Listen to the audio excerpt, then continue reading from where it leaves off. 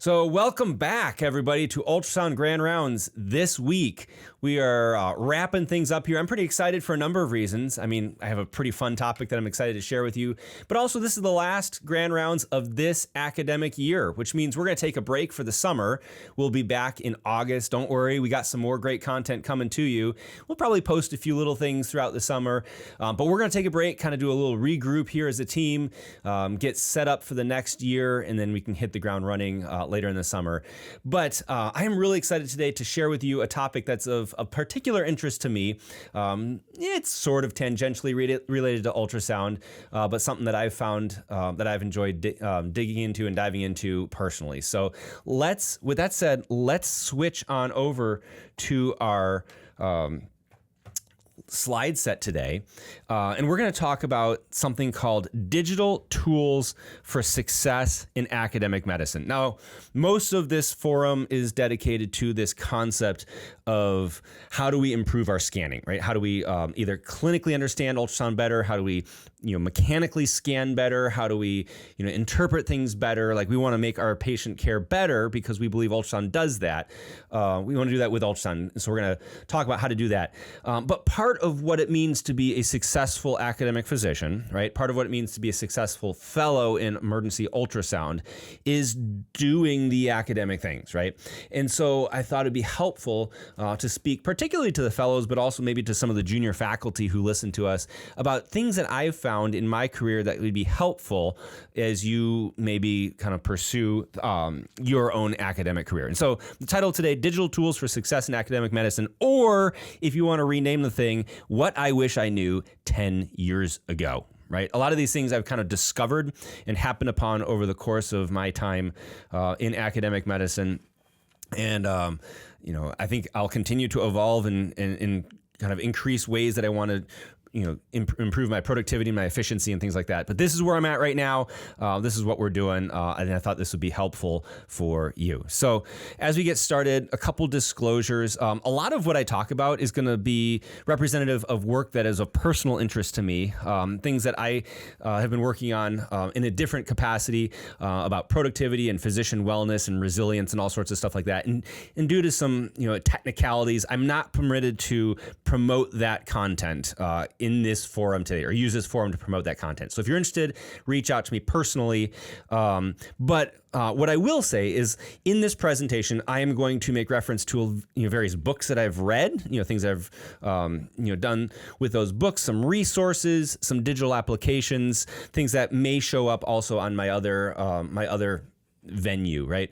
And so as we get started, just kind of put this out of the way, I do not take any money from any of these authors, these resources, these digital applications. And so what you are hearing today is basically my opinion based on my experience with them. I've paid for all of these things. Nothing's paid for me by any of the vendors, authors, etc. And so hopefully you can trust that this is my opinion and some unvarnished truth. So with that being said, this is Ultrasound Grand Rounds, so we need to have the obligatory ultrasound picture. And so this has nothing to do with the lecture today, other than the fact that it's a TEE that we did for a patient in cardiac arrest. Apparently they've got ROSC because we have some spontaneous cardiac activity, but just highlights what we do here.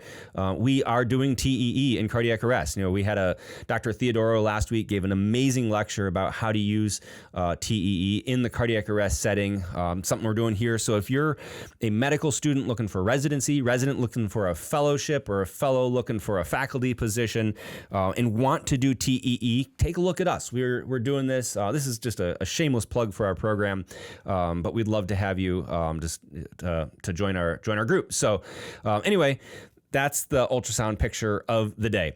Let's dive into today's topic. So, like I said, the title is Digital Tools for Success in Emergency Medicine, or in Academic Medicine. And so we can really break this down into kind of the component parts of this title, right? The first one is digital tools. And as you can see, we're going to talk about some applications, some tools, things that I found to be helpful, and maybe to define digital a little bit. So we're in the realm of technology, right? And I read this book, it was a couple months ago now. It was by a guy named Andy Crouch. The book is titled The Tech Wise Family, and he's talking about how to, balance tech and family life and things like that. And it was a really good book. Highly recommend it.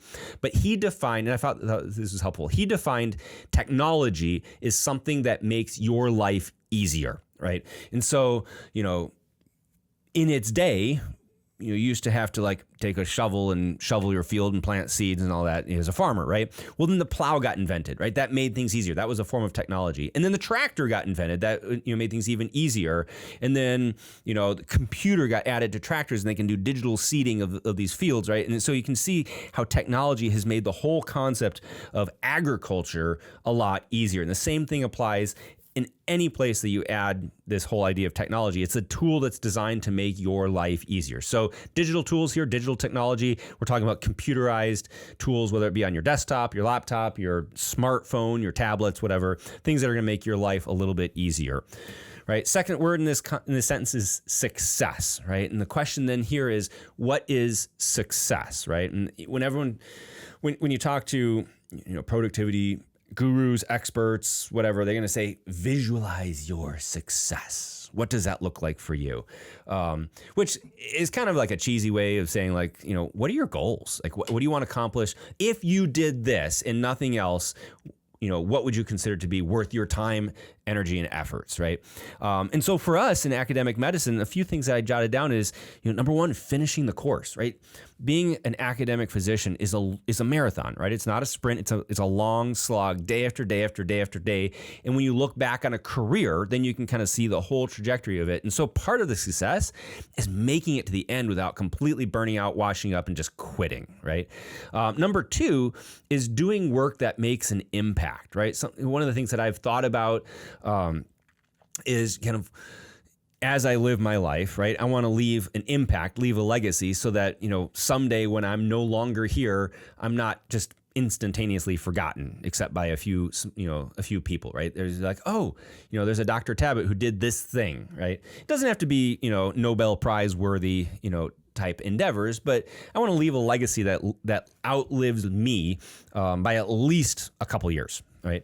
The third thing is, that would be maybe a form of success, is finding something to do that provides a sense of meaning or purpose or fulfillment. And a lot of studies have basically showed like people who have meaning and purpose in their life live a lot happier lives, a lot more fulfilled lives than those who are void of meaning and purpose. And so part of this, way of finding fulfillment in life is seeking things that give you meaning, purpose. That's the whole existentialist line of reasoning, Viktor Frankl and all of his friends, right, in the existentialist camp, right? And then finally, the thing that might be a tool for success is this idea of building the next generation. So we are standing where we are, like we operate in the capacity in which we operate because we stand on the shoulders of giants. I mean, if you think about all the people that went before us that created the knowledge base that we needed to learn, and then took the time to build into us and to mentor us and to mold and shape us, right? We are the product of all of that labor and effort. And so part of what we can do in academic medicine, part of what's our privilege, is in contrast to community or clinical medicine, is we get the opportunity to give all of that back, right? Take that legacy and pass it forward to the next generation of physicians, who are then going to pass it forward to the next generation of physicians. And as we talk about this whole history of medicine, right, we get the privilege of playing a small part in that lineage of physicians across the decades and the centuries and millennia, right? So that's success. And then the final thing is asking this question, well, what then is academic medicine, right? So, we kind of have this general feeling like there's some difference between academic medicine and community medicine. What does it mean to be an academic physician? And then one of my mentors, and I'll give the shout out, right? Dr. David Boehner from Ohio State. Years ago, he kind of took me under his wing, and, I don't work with him directly, but I met up with him conferences every year. And he gave me this great kind of paradigm to think about, and that academic medicine is made up of 4 key components. And you can rearrange them to make whatever acrostic or acronym that you want it to say. But essentially, some combination of clinical medicine, some form of administration, right?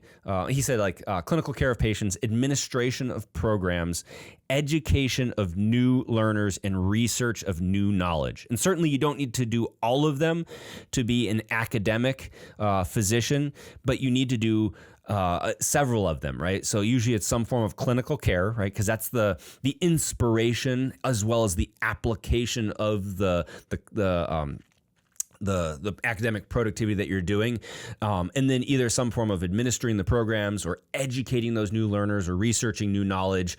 That if you're doing those, that is academic medicine. And so if you think about it, over the course of the millennia, right, all of this started with our friend Hippocrates, right? You can even argue Galen were the original modern physicians, as it were, the ones who kind of really thought about medicine is not only an art, but a science, and kind of digging into all the nuances there, right? And so the history of medicine has been built over the years on the benches, the lab benches, in the wards of these academic hospitals and clinics, right?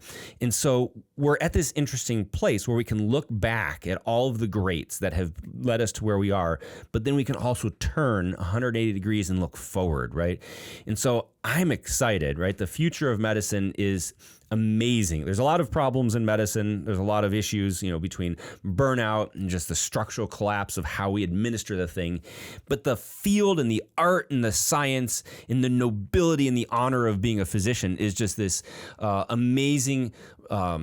There's an amazing future for us.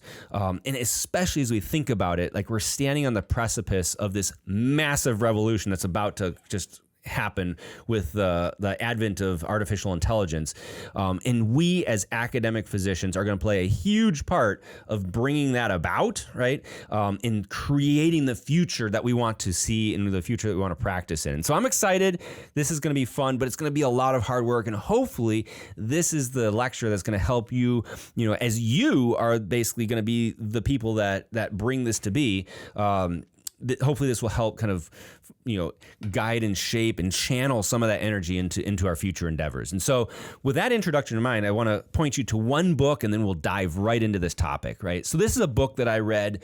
It was probably, it was like March or April of 2020, right? So if you think historically, because it's been a little bit now, but if you think historically, 2019 happened. It was a great year.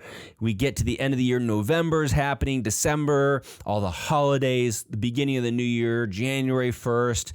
Early in January, we start getting these rumors of like this new novel virus coming out of China, right? And so rumors started happening, all of a sudden became a little bit more credible, and then we started seeing people who are sick, right? And then what developed was then this huge wave, and history doesn't have to look back too far back to remind ourselves of what became of that COVID-19 pandemic, right? So all that was happening, right? We're watching it, we're seeing it unfold in real time. We experienced the change and the shift in medicine and all the things that COVID brought about, right? So that's happening. I pick up this book, and I heard it was recommended, John Barry, The Great Influenza. It was the history of the 1918 Spanish flu, which was the last major pandemic. There's obviously multiple pandemics since then, but the last major pandemic.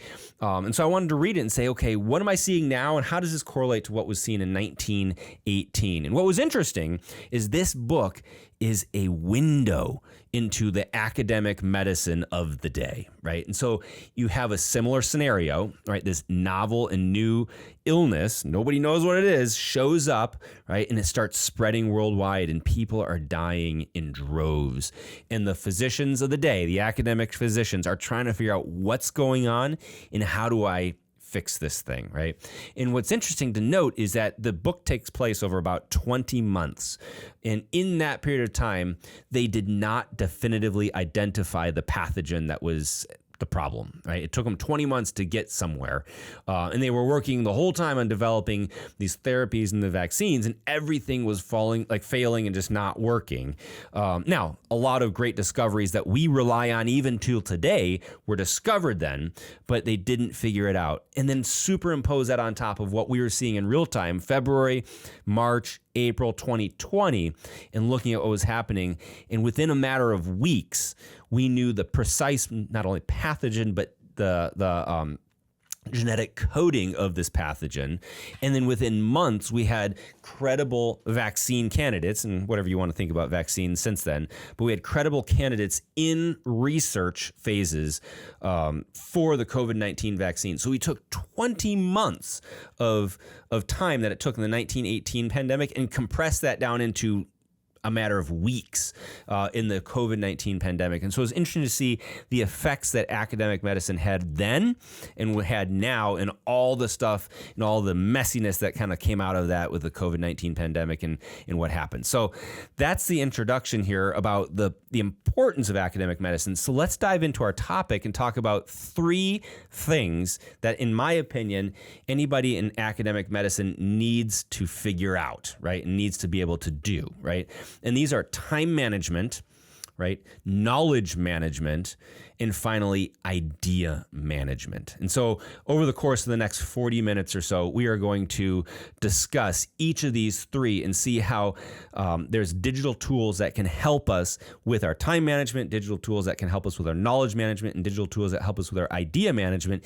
And when we apply these, then it basically is tilling the soil to make a nice fertile field into which we can sow the seeds of our particular interests and watch a harvest grow over the course of our careers. So let's dive into task or time management, right?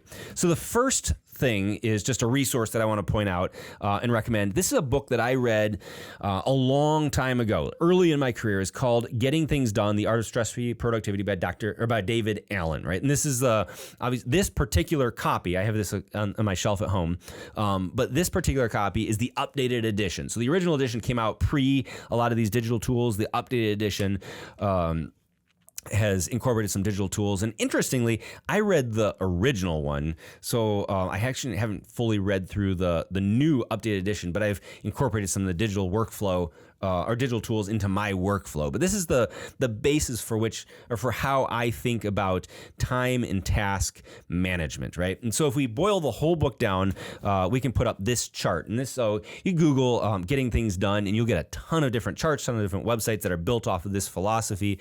This one happens to be from a website called zenflowchart.com, but it's basically a nice graphical display. And actually, for years, it's probably behind my computer screens, but for a while I had this actual chart printed in my office as a reminder of how I want to work through all the inputs. And so the concept is this, right? You as an academic, right? You as a physician, you as a person, right, are given a ton of different inputs that you have to manage. You have to sift through. You have to decide, what do I need to do about this? Do I need to read it? Do I need to throw it away? Do I need to do something about it? Do I need to make someone else do something about it? This whole hodgepodge of you're just pummeled every single day with all the things you need to do, right? And so somehow you've got to find a scheme to be able to sort, identify, store, organize, and reproduce those, because we cannot keep those in our head. In fact, it's going to create a profound degree of anxiety if you're trying to hold all your to-dos in your head, because you're going to forget something, and you're going to remember that you were trying to remember something, but you forgot it, and you couldn't remember what you were trying to remember. It's just like, it's disorienting. So we find a way of collecting all those things, right? And we organize it, right? And you ask yourself this question: is this an actionable item? If it's not, then you have a method of being able to store it, get rid of it, say, I'm going to save this for later, whatever, right? But what I want to focus on is, yes, you've decided that this is actionable, right? So now the question is, what, when, where, why, how, what, let's deal with this task that we have to do. And so the first question that you'd ask after is it actionable is, can I get this done in less than 2 minutes? And if the answer is yes, you're probably better off just doing it now, not storing it and saving it for later, because it's going to take you more than 2 minutes to kind of run it through your whole workflow, right? And so if it's just like hey, you got an email, hey, you want to meet up for lunch on Thursday? I'm not going to delegate that. Say, let's see, what am I got going on Thursday? No, I got to give grand rounds on Thursday. Can we meet on Friday? Boom. Send it off. That's done. It's out of my brain. I don't have to worry about that, right? So that works for some of these things, but there's some other things that you say, I can't deal with it right now, or it takes too long, and so I need to then push this off to some time else or somebody else. And so the next question is, can I delegate this, right? Is this something that I need to do? Or is it something that I can say, hey, I've got my team. Is this a task that I can push then down to my team and say, hey, so-and-so, I got this email, can you follow up with, this other person about whatever meeting, I don't know what it is, pick your thing. So delegate it, right? If you can delegate it, then delegate it. Obviously, you need to keep a record of who you delegated it to so you can then follow back up and make sure that that task got done, but delegate that thing.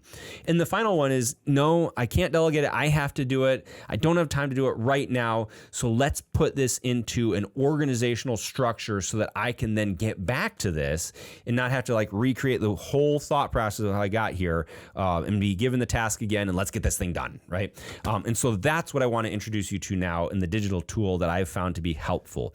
And in this context, I'd like to introduce you to this tool called OmniFocus. Right now, this isn't the only one. There's other applications out there. And if you do some YouTube searches about OmniFocus versus these other ones, there's a lot of pro cons about why you'd choose one or the other. But I originally started with OmniFocus, right? And so since I'm deep into that ecosystem, I stayed in the OmniFocus ecosystem. But I think Todoist also can run a similar format. And there's one other application I don't remember off the top of my head.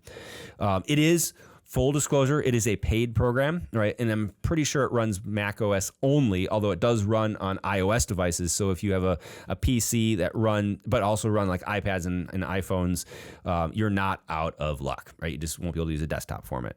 But OmniFocus is the application that I use, and I'm going to show you a little bit about how that works. But before we show you, as I get tasks, this is how the general scheme of how I think through my tasks, right? So I collect my tasks, right, in OmniFocus, right? I want to collect all my tasks, just get it all into the inbox, right? And then I'll show you the inbox in a minute, and then sort through those tasks. And every task cannot stay in the inbox. It has to be cleaned out, right, at some point, because the inbox is just that clutter bin of oh, thought about this, throw it in there real quick. Thought about this, don't have time to throw it in there real quick. And then when I go back to it, I can organize it, sort it, assign it to a project, whether it be a project with multiple tasks in it or just a single task list, project where I say this is just a one and done. I need to do it, get it done, right? And I'm going to do it on Thursday, right? So assign it to a project. And then the key, and this is the thing that makes the digital tool helpful as opposed to just another thing to do, is make that task discoverable, right? Because the whole idea is to get everything that you need to do out of your brain, right? Get it into this digital application where it can sort it, it can hide things you don't need to deal with yet, it can present things that you do need to deal with now, but you have to be able to trust the system that it won't fail you, in that you can find what you need to do when you need to do it. Otherwise, you're still thinking about it, right? And so the key is to make these tasks discoverable in some fashion, right? And the ways you can do it is either through tags, and there's multiple ways, but the common ones are through tags. So for example, if I have projects that I work on commonly either in a certain location or with a certain person or whatnot, I can assign a tag to that, right? So I got a tag for I don't know, let's say tag for my wife, right? I can put a tag on that, and then I can go back and say, okay, I got 20 minutes with my wife, the kids are in bed, before we get into evening projects. What are the 5 things that I need to talk, or the things that I've listed I need to talk to my wife about? Boom, pull up the tag for my wife, and there they all are, right? And so it's a way that I can rediscover all those things without having to remember, okay, this project, this project, this project, this project, right? Same thing for locations. In fact, you can do geotagging so that when you drive up to a location, it brings up those tasks and say, hey, you're at Home Depot. You need to pick up air filters. You need to pick up a can of paint. You need to pick up some paintbrushes, right? And you can set that up that way. The other way of making it discoverable is by dates, and say, hey, I don't need to deal with this until next Thursday, right? Or the Thursday after that. And so I'm not going to have this show. I'm going to actually do a defer date and then a due date. So I can say it's not going to show up on my list until I hit this date, right? Then it'll be there for a little bit, and it gives me a reminder that it's due by a certain date. And we'll see how that applies later. And finally, if all else fails, OmniFocus has a review function where you can say, I want to be reminded every, period of time. You can set the period of time about this project so I can review it, make sure I got my task list assigned, and see, oh, there's the thing I need to do, right? And so let's show you how that works actually in the application. So here's the inbox, right? It's just a pretty simple list of tasks that you can throw in there, and you can throw it in a number of different ways, right? You can just directly enter it. You can set up hotkeys on your computer to get tasks in there. That's the easiest. But the one that I've really appreciated is this email entry. So OmniFocus allows you to set up an email address, right, with them. And when you then are in your email box and say, someone sends you a message, hey, can you send me, the book chapter that you're working on by next Thursday, right? All I have to do is hit forward, type in my OmniFocus email address, and hit send, right? And it will automatically put that email, including the body of the email, into my inbox, right? And I can change the line in the inbox is the subject line. So if I change the subject line to, send book chapter to this colleague, then that will be the to-do item in the inbox. And so it's an amazing way of just processing through your email really, really quickly and getting things in your inbox so you can just get the email kind of cleared out of your email inbox, but you still have that record of what you need to then do. The other things that you can do with OmniFocus is set it up to sync with your reminders list if you're a Mac user. So the Mac Reminders app, you can then sync there. So if you have if you use Siri or use a watch or something like that, you can say, hey, Siri, remind me to do this on a particular day. And it will then import that thing you need to do and even add that that due date into OmniFocus and get it into your inbox, right? And finally, there's other automations with other programs. We'll talk about a program under idea management that you can link up to OmniFocus. And so even in your idea manager, you can just take line items and throw them directly into OmniFocus. So great ways of getting things into OmniFocus. But once you're there, then you need to do the stuff to it. And that's assign it to a project, assign tags to it, assign a defer or due date. And all these things are done in the navigator inside the inbox. And once you've assigned it to the project, it falls out of the inbox and goes into the projects panel, right? And so if we move on to the projects panel, we can see here's just an example of my OmniFocus setup. I've organized things in a hierarchy of folders. So folders that represent my personal life, home life, any business things that I have, any ministry work that I'm doing, or work, it's the medical hospital things. And so you can see under work, I've divided up under those different categories, the administrative, research, clinical, and educational aspects of my academic career. And so you can put different folders for subcategories. You can start doing projects. But once you get into that project, then you can put all those tasks in order. You can add tasks, you can rearrange them, you can shuffle them in an order, you can set them as a list of tasks or like a sequential list or a parallel list, and all different ways of managing this task list so that you can basically keep track of your projects as you're working through that. And so that's the bulk of this OmniFocus thing. But the other part, remember we talked about making it discoverable, we have to be able to present these tasks back up to us when we need them or in the environments in which we need them. And to do that, there's different perspectives in OmniFocus, right? And the biggest and most obvious one is the forecast perspective. And that's basically at a certain time, we have, this task. This task that's Siri just started activating. Sorry. The forecast is this task that's due on a particular day, and I can look forward on this day, on this day, on this day, what tasks I need to do. The other one is you can set the tags perspective. That's the one on the left there where you can go to a particular tag. So the ultrasound tag and see all the things that I've assigned to ultrasound. Or in the middle, you can set custom tasks. And so what I've basically said is anything that I've delegated to other people is in the waiting, gets a waiting tag. And then I've got a waiting for at work and a waiting at home. So I've got a waiting tag and a work tag and a waiting tag and a home tag. And so I can create a perspective that shows me only the things that have the tags waiting at work. And that gives me a list of, here's all the 5 things that I left, delegated to others that I need to follow them up on. So different ways of kind of using that application to present that data up to us. But when it comes down to it, the keys are capture it, organize it, put some way of representing it to you so that you don't have to keep that in your head as you move forward through your projects. So that's the first concept of time or task management.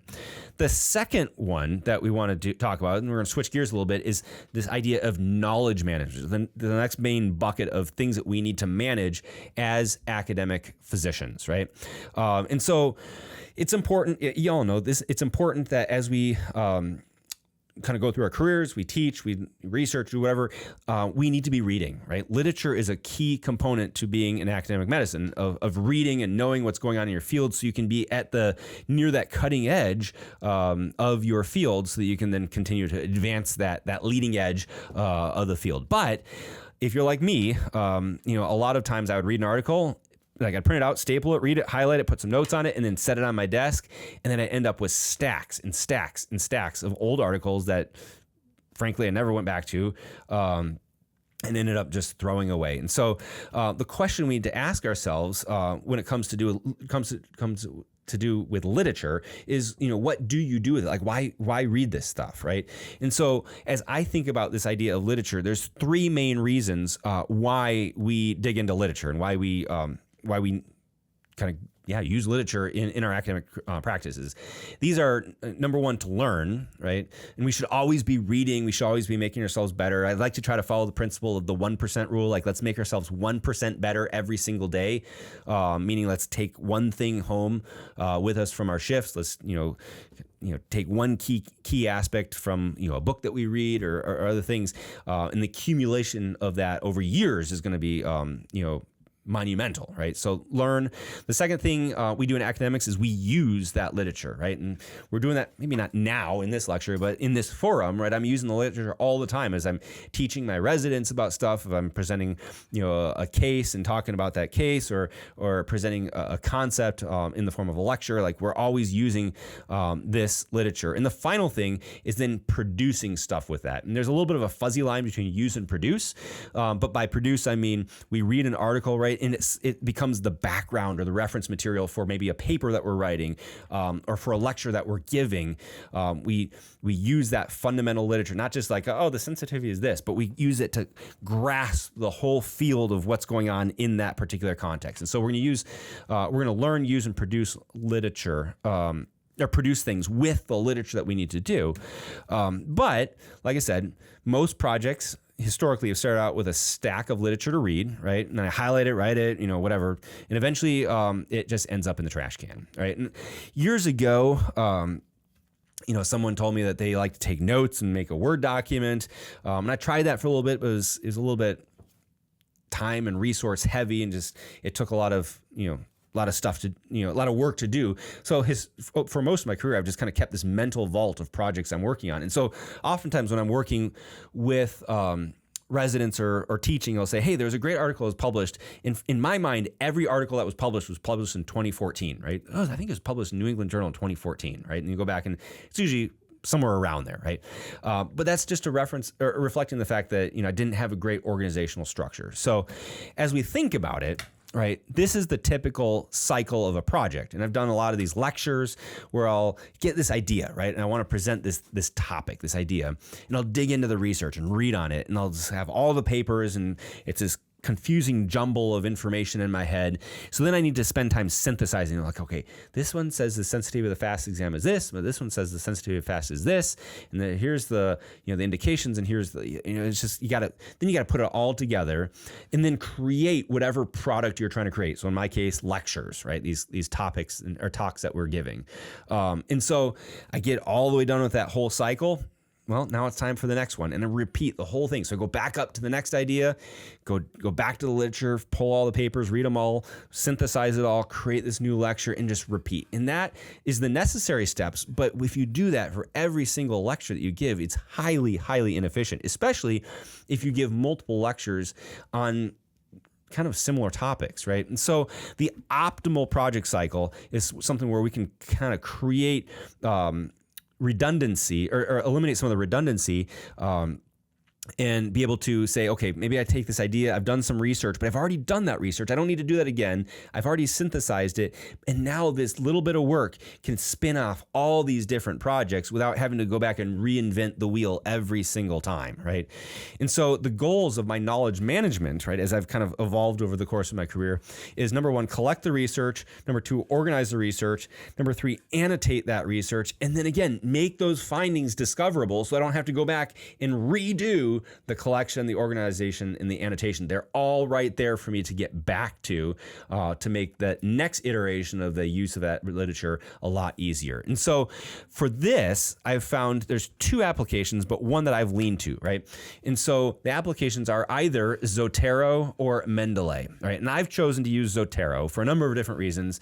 Mendeley's there's been some changes in it recently. I think they got rid of the desktop version for computers. So now they're kind of changing up how they want to use it.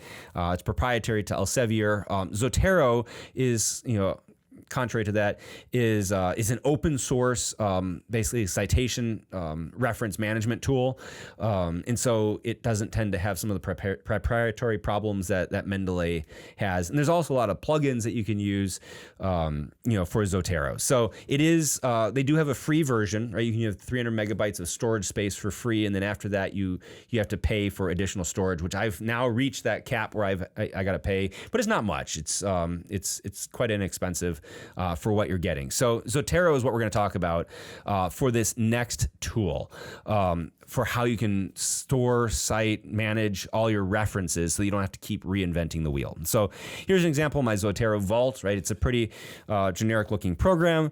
You can see that the main interface here on the left-hand column, you have ways of organizing your tools or your articles. So in the bluish box is just a folder structure that I've set up for how I want to organize these articles. And then below that is a tags box. When you import an article into Zotero, it will automatically tag it, right, based on what it thinks is appropriate. But you can always add in your own tags and assign your own tags to kind of create whatever you want. In this one, I don't find tags to be the most helpful. I find that the organizational structure in the search function is probably a little bit more helpful to me. But one particular tag that you'll notice that I use is an icon-based tag to show what I've done with that article. So if I've read it, if I've imported it into my archival system, if I want to read it, there's different notes or icons I can have so I can easily see kind of where I'm in the process of that. So with that being said, let's talk a little bit about kind of the mechanics of Zotero and how this can be really helpful and you can streamline things a little bit. So one of the key things is getting articles into this application, right? And so Zotero is nice in that they make it pretty easy, right? You can take a PDF, just drag and drop it. Depending on the PDF, it can maybe extract some of the metadata, so the title, the authors, the journal, things like that. Sometimes you may have to put that in yourself, or you can just, there's an add button where you can just add articles manually. But what I like to utilize is a a browser extension to get articles directly from PubMed, right, into Zotero, right? And so they have this thing, you can just add it to your internet browser. It puts a little button on the toolbar. And when you're in PubMed and you're in an article, you can click that button. In fact, here's an example of that little, the long narrow box. There's that cyan colored button next to the URL browser bar. You click that button and it's going to bring up the box in the bottom left there and say, hey, where do you want to store it? In your main library or some subfolder? Hit done, and it's going to import that reference into Zotero, right? And then if it's open source, if there's a PDF associated with that, it will try to automatically pull that PDF in.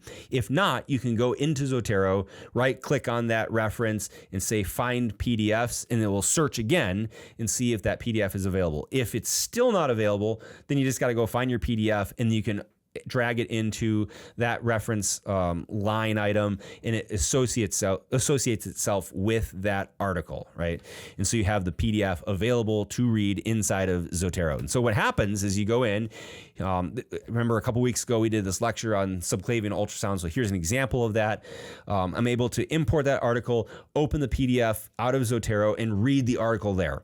And they have tools that I can use to then highlight the article. I can write little notes and annotations. I can even highlight graphics, right? If it's a table or if it's a picture, and it will copy or store a copy of that highlight that I thought to be helpful, right? And when you exit that article, you can tell the application to create a note inside that article based on the annotations that you've made, and it'll automatically extract all of your highlights, whether it be text highlights or the highlights of the graphics, into that note. And so you have a note with all of the things that you found to be useful and helpful inside of this particular article. And so what it does is, instead of having to go back to the article and read the whole article again, or even sift through your highlights, you can go to that note and say, oh, here's that line in where I highlighted the sensitivity of the FAST exam in this situation is X. Right? Boom, it's right there.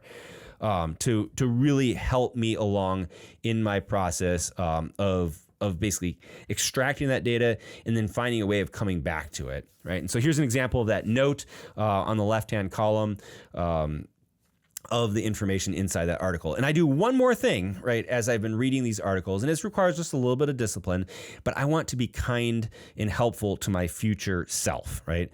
And so what I'll oftentimes do, you'll notice there's a little note icon up at the top right there. That's a note that I've added, which basically I will then go in and add a discrete note that is a 1 or 2 sentence summary of that article, where I can say, this article is about this thing. So this article here, there is a significant degree of anatomic variation in the central vein anatomy in pediatric patients. Boom. Now, when I want to lecture about central lines and how you need ultrasound because the IJ can be anywhere, right, around the carotid, I can go back to this article and like, oh, this is the article that talks about it. Scroll in and find not only the annotations, but the pictures that help highlight that concept. It makes it so much easier rather than going back to PubMed and starting from scratch and trying to figure it out all over again. So really saves a lot of time. Zotero is the application that I use for this concept of knowledge management. And the final thing, as we're kind of rounding the corner here, and the thing that gets me probably most excited in all of this is this concept of idea management, right? And so if you think about it, part of the academic process is to create new things in medicine. I mean, we are designed and wired to build things, right? To just think about the excitement that you have when you have just a pile of stuff and then you put it together into something, and now all of a sudden you've created this beautiful whatever it is, right? Our building in medicine is not necessarily tangible all the time. In fact, sometimes it feels like we're doing more damage control cleanup than it is building. But when it comes to academic medicine, that's totally different, right? I can see this idea, this inspiration that we have, right? This thought, I wonder if we should give a lecture about a particular topic. And I can dig into it, and I can research, I can build it and create it. And I have this output at the end of this amazing, 3-point, talk that we're giving. I've transmitted that knowledge. We're creating it into videos. I can see the tangible effects of that creation in medicine. So whether it be a lecture, a research project, or just developing new ideas, we are in the art of creating things out of thin air in academic medicine, right? And so that's part of the excitement. But that's also one of the challenges that we have to deal with. And so as we go there, we need to think, what does our brain do best, right? And if you think about it, on the right-hand side, you'll see some stuff in red. And these are things that our brain really is lousy at doing, right? We are not good at storing data, like high-fidelity storage. We're not good at recalling that data. And we're not even all that good at task switching, despite what we think in the emergency department. Like you're working on a project and someone says, hey, sign this EKG. And then you have to go back to like, what in the world was I working on? And it's just the amount of effort it takes to get back on track. Like we're not good at any of this stuff, right? Our brains. But what we are amazing at is this whole idea of creative thinking, right? Appraising data, maybe making these random associations. So when you're like driving along, you're listening to an audiobook, that reminds me of a song. That reminds me of something I did the other day. And they have these two links in association that never would have happened just through the power of AI or whatever. Like your brain just for whatever reason made those connections, right? And that's what our brain is amazing at doing. Unfortunately, if you're like me, sometimes this is what your brain feels like. It's just this constant barrage of ideas and thoughts and things you need to do and requests and tasks and whatever. Like, it's just dizzying array of this stuff just kind of going in and out of your brain in such a frenetic pace that you're trying to grasp onto anything that can be helpful. And I know I listen to a lot of podcasts and audiobooks, and I get these random thoughts, and I'm like, oh, that's great. And inspiration always strikes at the wrong time, right? And so I'm like, oh man. But sometimes those like little moments, like I'm driving in the car, like I'm listening to a podcast, and all of a sudden, like, boom, brilliant idea. I need to capture that because that's going to be the seed of some blog post I'm going to write, or some lecture I'm going to give, or something, right? And so how do I hold on to that? How do I revisit that so I don't lose all that context and that thought process? That's the key of what we want to do with this idea management. And unfortunately, if we have no plan, this leads to a ton of anxiety, right? What was the idea I had? How will I remember that piece of information? How does that connect to other things? Like, it gets lost in the details, man. Like, I keep recreating stuff. How do I think creatively? Like, inspiration comes at 2 a.m, not at like 2 p.m. when I'm at my desk. How do we deal with that, right? And so if we go back in history, a lot of the greats use something called a commonplace book, right? And this is an example of mine, right? Just got a notebook. I made a nice little cover on it, put my initials on it. It's a notebook that I carry around. It's usually my work bag. It's a little bit big just to throw in a pocket when I'm going in and out of, everyday life, but it's a notebook, and I keep a pen, and then when inspiration strikes, boom, you have a place to write it down, right? That's the minimum that you need to do to document some of these thoughts and ideas. And there's your digital tool. No, that's not a digital tool. But this practice right here has been followed by scholars and thinkers, all the way from the Stoics through the Enlightenment to even modern philosophers or modern people like Emerson and Thoreau, and they kept commonplace books. And it's great because it gets these ideas out of your head, right? You have a very low fidelity storage system in your brain.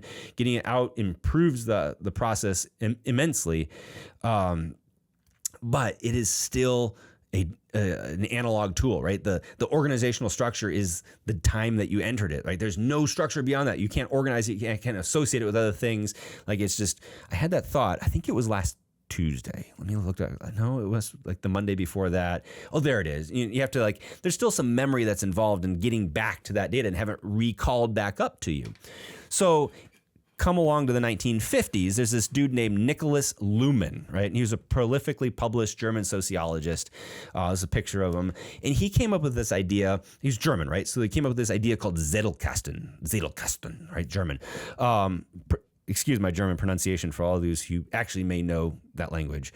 But I've been told from a non-German speaker that it means something called slip box, right? And essentially what it is what Luhmann did is he took copious notes on things, right? But then he had a system where he could link all those notes. He had like a master, like note 1A links to note 3C. And he created this whole personal knowledge management system, right? By connecting these thoughts and making these associations, and allowed him to just generate massive amounts of productivity, whether it be articles or papers or whatever he produced. And so fast forward to today, right? A lot of different productivity experts will use this Zettelkasten idea as a way of organizing and producing their different creative ideas, right? And so this is a book that I read last year. It's called by Tiago Forte, called Building a Second Brain. He's one of the influencers in this note-taking, capturing space. And he had this 4-point method of capturing his information. Number one, capture the thoughts, right? Capture the information. Organize those thoughts. And we're going to talk about how to do that. Distill each of those notes. So you have a note, like you want to get it down to the simplest little form. And so Tiago Forte talks about like you take all the data and then at the top you put a little summary. What I like to use is the whole idea of atomic notes, where you have each note as a discrete thought, not a ton of different thoughts, right? And then you use those notes to create the material that you are using. And so what does that look like? Let's use this idea of methods of knowledge management, right? This is what we're talking about today. So here's an example of a note, right? I've got this note of methods of knowledge management, and I have it linked to, hey, the outline for today's talk, digital tools in academic medicine. Well, it's also linked to productivity. It's also linked to knowledge. It's also linked to creativity, right? That's great. I have all these things that it's associated with, right? And that really kind of helps give me some inspiration for what I maybe want to talk about. But then let's take that one link further. And what have I linked those notes to? All of a sudden, you can start pulling on some of those threads and getting this really rich content that's going to inspire more thoughts, right? So you have this this idea that we're talking about in today's lecture about productivity. So let's go down that productivity pathway. You can see there's a note like things that provide meaning and value and happiness. Productivity might be one of those. Or if you go down the knowledge pathway, right, gives you this quote that I thought was interesting. If you only practice what people teach you, you will only know what they know, or something to that effect. And like, well, that's an interesting inspirational quote. Maybe like kind of we can use that to discuss like how to use your ideas to create new things that aren't just rote like memorization of what other people have said. So how do we do this, right? These are some nice cool graphics, but how do we actually make this happen and get the magic of linked associations and linked notes?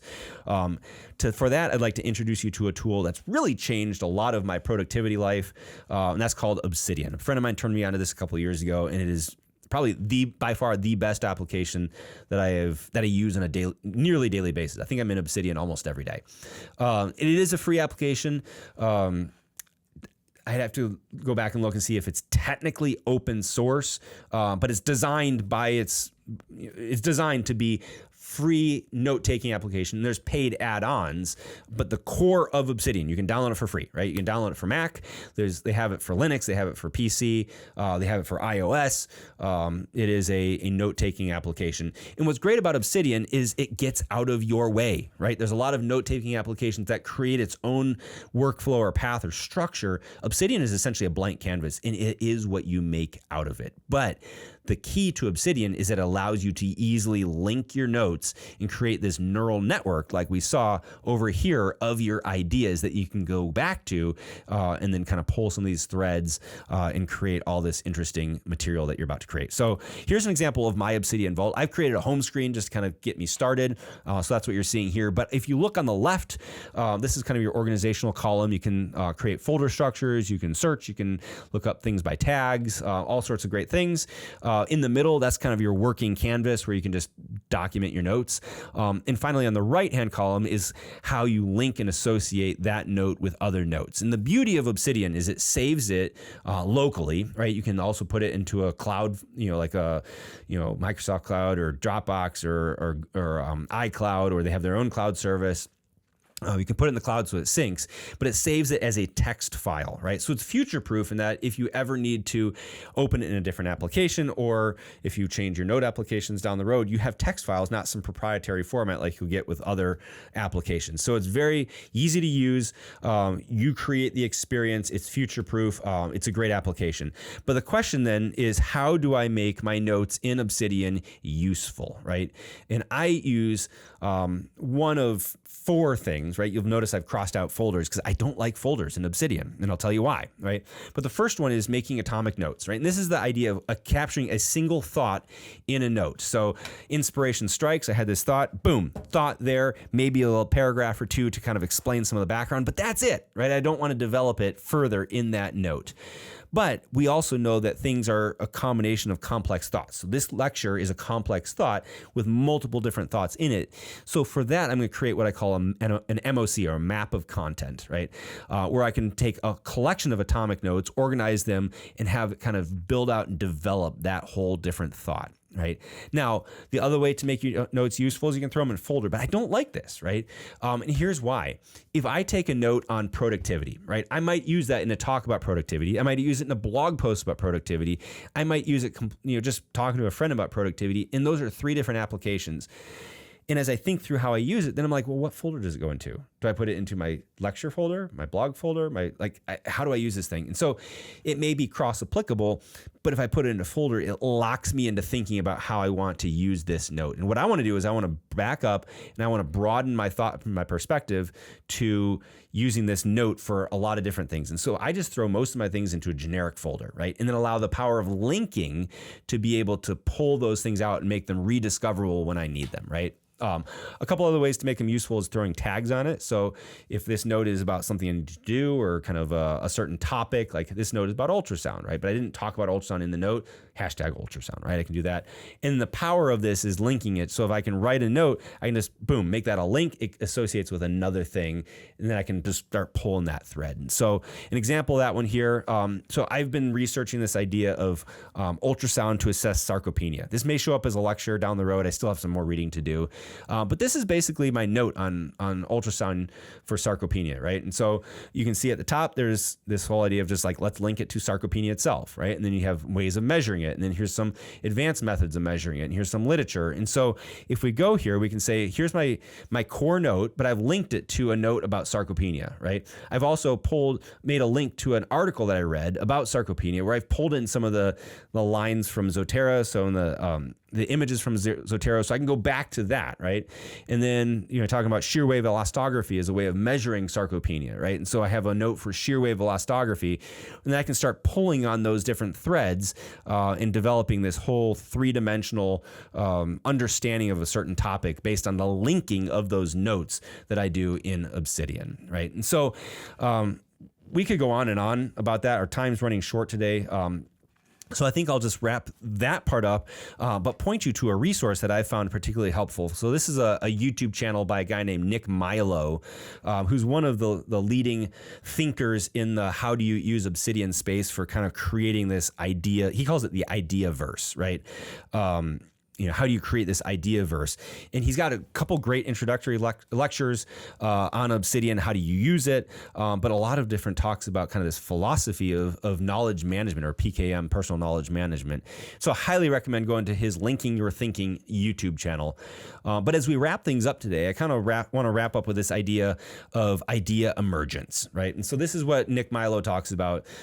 He defines idea emergence as the process of how an idea that you encounter goes from nothingness, right, to somethingness, and how those ideas grow in richness and in complexity and something that's personally meaningful and of value to you over time. And so this is a lot of what we do in academic medicine. I remember last week, Dr. Theodoro talked about some of the work he's been doing with central lines, and he kind of pivoted to COVID. Now he's going to pivot back to TEE, and kind of how, as you work on that knowledge base and that idea grows, right? And so for us, when we do the lectures, like I have this idea of sarcopenia, and I'm just going to kind of nurture that one and let it grow.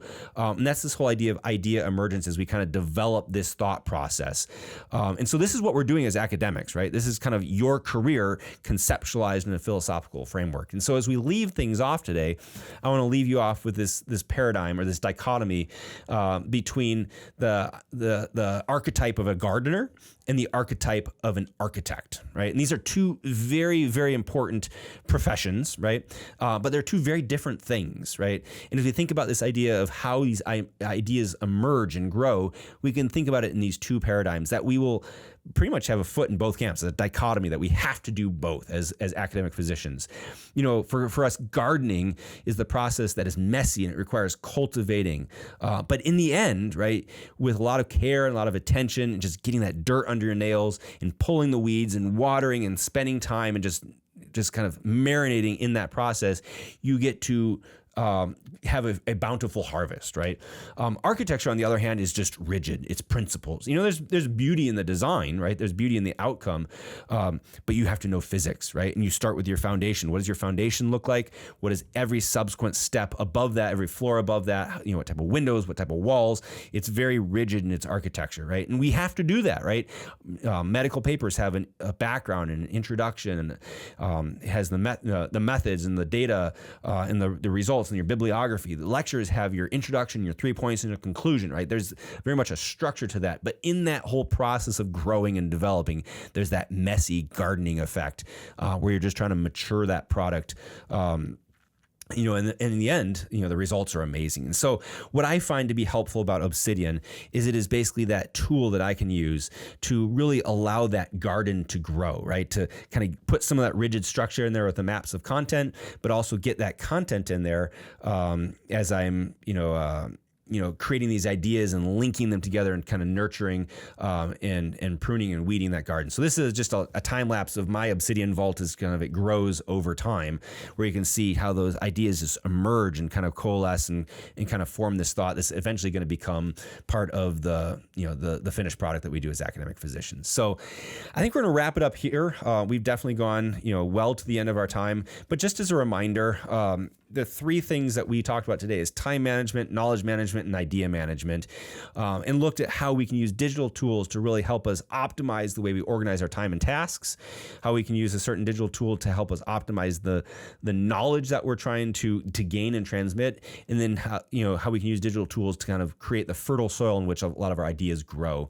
And I think at the end of the day, if there's one take home, it's getting things out of our brains, right? Getting the data out of our brains, allowing our brains to be freed up to do the things that it does best, the creative expression, the linking, the associations, the data synthesis, and finding ways of presenting all the data back up to us when we need it, how we need it, so that we can go ahead and use it moving forward. So with that said, we're going to wrap things up here, not only for today, but for this academic year.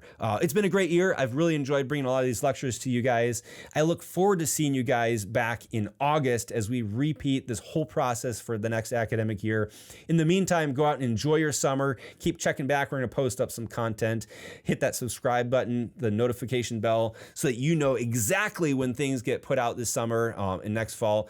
And we will look forward to seeing you guys next time on Grand Rounds. Thanks, guys. Bye.